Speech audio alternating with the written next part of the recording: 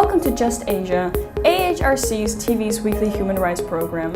These are the headlines. Deadly fire in historic Bangladesh district kills 78. Kashmiri students forced to flee after Pulwama attack in India. Veteran Filipino journalist charged under cyber libel law. Burmese court sentences 2 men to death in murder of Muslim lawyer. Nepali singer forced to remove critical song from YouTube. Indonesian governor calls for immediate re-enrollment of expelled HIV-positive students.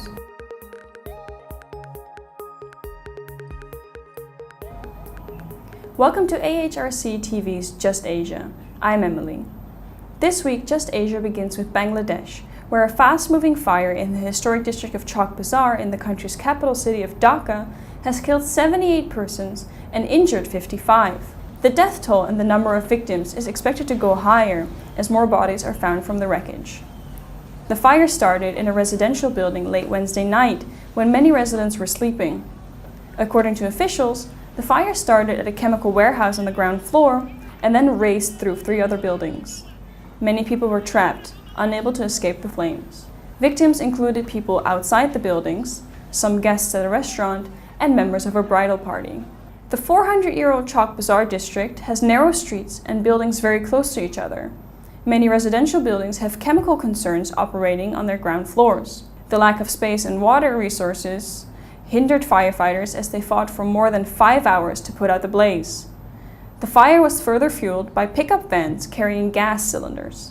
The project to relocate chemical warehouses from this area has been on a back burner. Similarly, since 2013, hundreds of chemical warehouses in the area had not had their licenses renewed. Next, after the deadly terror attack in India, killing 40 paramilitary officers in Pulwama, Indian-administered Kashmir, there have been increasing attacks on Kashmiri students throughout the country. On February 14th, a convoy of the Central Reserve Police Force, the CRPF, was attacked by a suicide bomber from a Pakistani terrorist group, Jaish-e-Mohammed. Since then, there have been increasing attacks on Kashmiri students, forcing them to return to Kashmir. This is happening despite the assurances of safety given to them by the Minister of Home Affairs, Rajnath Singh, as well as the advisory sent to all Indian states asking local authorities to ensure the safety of all Kashmiri residents. Most of these attacks have come from right-wing Hindutva groups affiliated with the RSS, the organization to which even India's ruling party, the Bharatiya Janata Party, belongs. The attacks have been so vicious that in many cases the management of educational institutions like the Alpine College of Management and Technology in Dehradun had to suspend Kashmiri faculty. These mobs have also forced many such institutions to ask Kashmiri students to leave. The situation hasn't improved much, despite the helpline launched by the CPRF to assist Kashmiri students and even the general public in distress anywhere in the country. As a result, at least 250 Kashmiris were helped to reach home.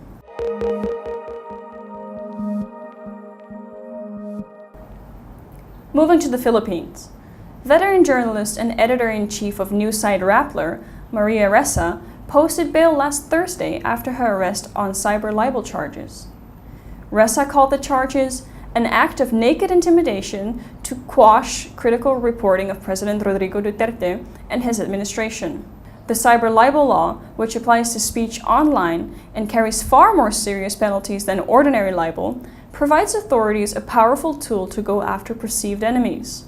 Influential businessman Wilfredo Keng instigated the libel suit against Ressa after Rappler published a story in 2012 that alleged he was involved in human trafficking and illegal drugs. Ressa's attorney has argued that the charges shouldn't apply as the story ran 4 months before the cyber libel law was introduced. The cyber libel law adds to an already difficult environment for journalism in the Philippines.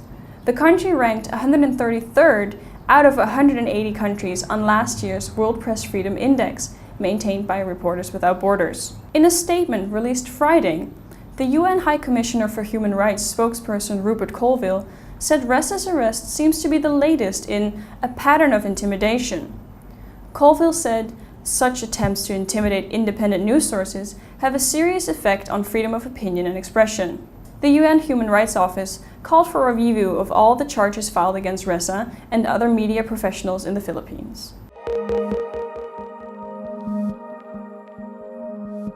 In Burma, a court sentenced 2 men to death last week for the killing of prominent Muslim lawyer Ko Ni in 2017.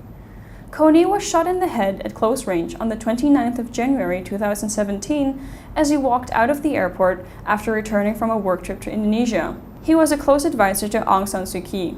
Onlookers chased down the shooter, Kilin, who was then taken into custody. The Yangon Northern District Court found Kilin guilty of premeditated murder and illegal weapons possession. It also sentenced to death another man for helping to plan Ko Ni's killing and gave prison sentences to 2 other men involved in the crime. A 5th suspect, Aung Win Kine, accused of being the mastermind, remains at large. According to Amnesty International, despite today's verdict, serious questions remain about whether all those responsible have been brought to justice. Ko Ni was noted for criticizing army interference in politics.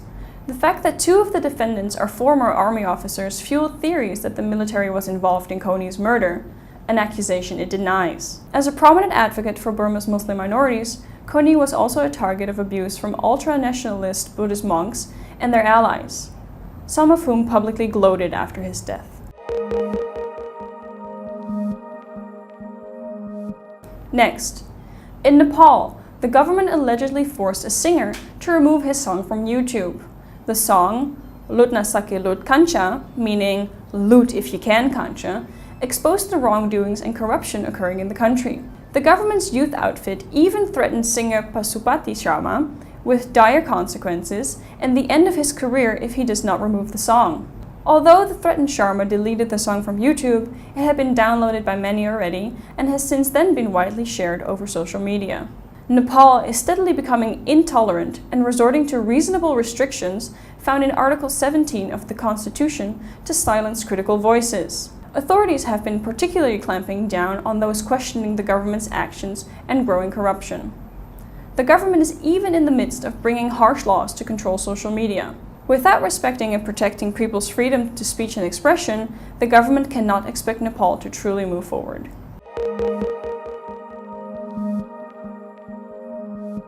Lastly, in Indonesia, Central Java Governor Ganjar Pranowo has called on the relevant authorities to ensure the immediate re-enrollment of the 14 elementary school students with HIV and AIDS in Surakarta who were recently expelled. All citizens have the right to a good education.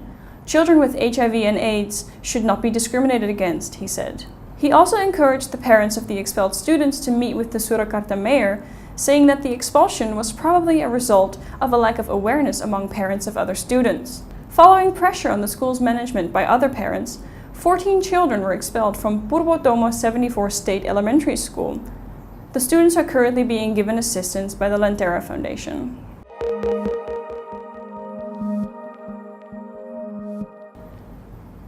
That is all for this episode of Just Asia. For more on these and other issues, please visit www.humanrights.asia or www.ahlrc.asia/justasia.